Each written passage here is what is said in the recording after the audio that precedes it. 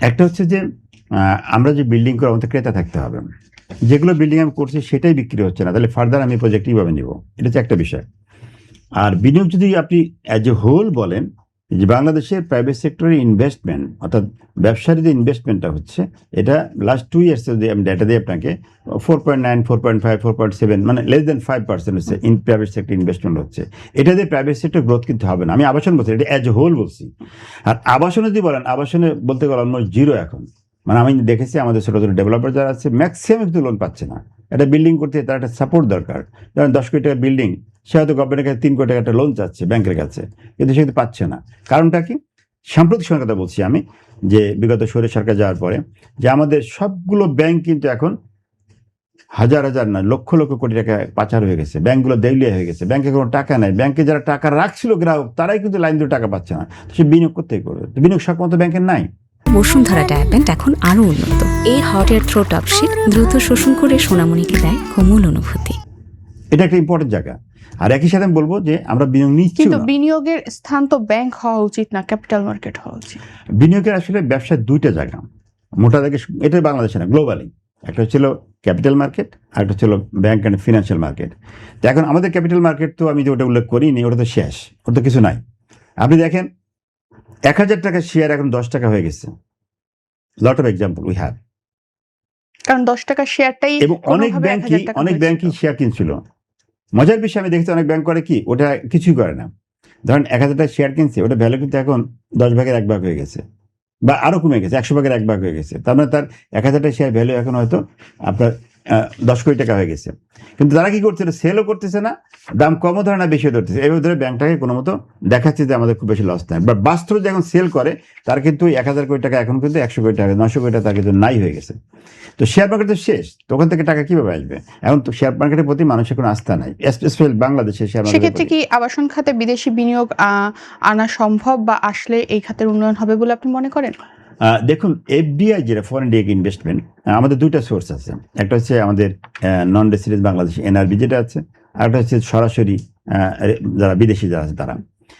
এখন দুইটা ক্ষেত্রেই আমি দুইটা পয়েন্ট বলবো, যে মানুষ বিনিয়োগ করবে তো সে স্বাচ্ছন্দ্য ফিল করলে, অনার ফিল করলে, সম্মান ফিল করলে, একই সাথে তার বিনিয়োগের নিশ্চয়তা থাকলে, ফেরতের গ্যারান্টি থাকলে।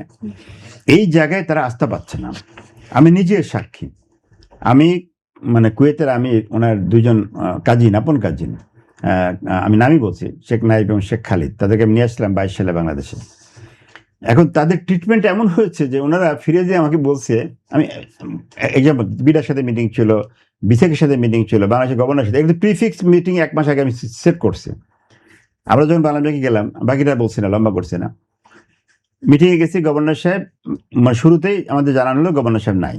এটা কত সালে? 22 সালে। 22। আচ্ছা, এখন দেখেন তাহলে কি হলো। আমার যে বিনিয়োগকারী, যার কথা বলছি, ওনারা কিন্তু রয়্যাল ফ্যামিলির লোক। আমিও তার সাথে আলজেরিয়াতে গেছি, তারা আলজেরিয়াতে এয়ারপোর্টে কৃষিমন্ত্রী রিসিভ করেছে, এবং প্রেসিডেন্ট প্রাশন গিয়েছি, প্রেসিডেন্ট তার নিচে তাকে রিসিভ করে নিয়ে গেছে। এই ধরনের একজন মানুষ বাংলাদেশে, তারা দুই ভাই তারা আসছে এখানে ব্যবসা করার জন্য। গভর্নর সাহেব নাই, ফাইন। ওনাদের তখন বলছে গভর্নরের সাথে মিটিং, গভর্নর নেই মানে গভর্নর তো মন্ত্রী মিস্টার না। না, আমি তাকে যা বলি তাদের একটা তো আন্ডারস্ট্যান্ডিং আছে। এরপরে ডেপুটি গভর্নর আসলেন, মিটিং শুরু হলো, 10 মিনিট পর বলছে, এই ডিরেক্টর সাহেব আপনি চালান, আমি একটু জরুরি কাজ আছে, আমি যাই।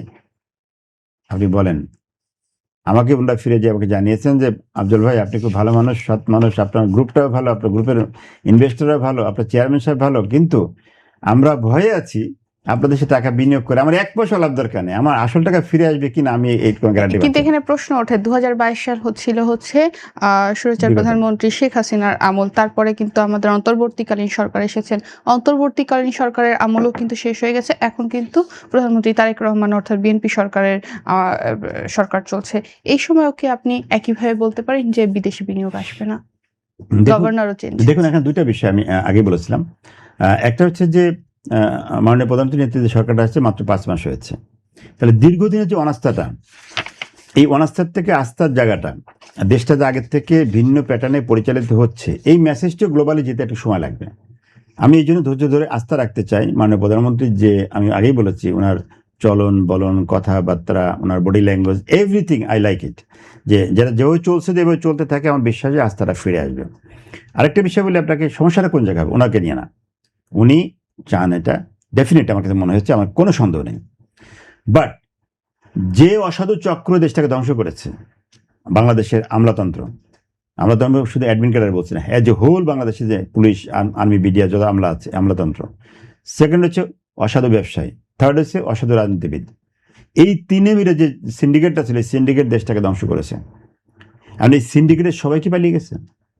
এই সিন্ডিকেট সবাই কি জেলে গেছে? এই সিন্ডিকেটের মুষ্টিমেয় কজন জেলে আছে আর মুষ্টিমেয় কজন পালিয়ে গেছে। বাকিরা কিন্তু এখনো সমাজের রন্ধ্রে রন্ধ্রে বা প্রশাসনের রন্ধ্রে রন্ধ্রে বসে আছে। তো সেই তাদের যে মেন্টালিটি চেঞ্জ না হয়, আপনি যদি তাদের অ্যাটিটিউড থেকে কেমন, আমরা দেখেছি অনেক সময় যে যখন বিজনেস কমিউনিটি যায়, ভাই আপনার বেতনের টাকা তো আমি দিই, তো ভাবটা এমন আমরা বোধহয় চোর বাটপার গুন্ডা, বা আমরা দোকানদার, আলু পটলের দোকানদার গেছি ওনার কাছে, উনি একটু দয়া করে কথা বলছেন, এখনো এরকম ভাব রয়েছে। It's still it's prevailing. তো সেই জায়গায় বলছি যে অ্যাটিটিউড চেঞ্জ হতে হবে।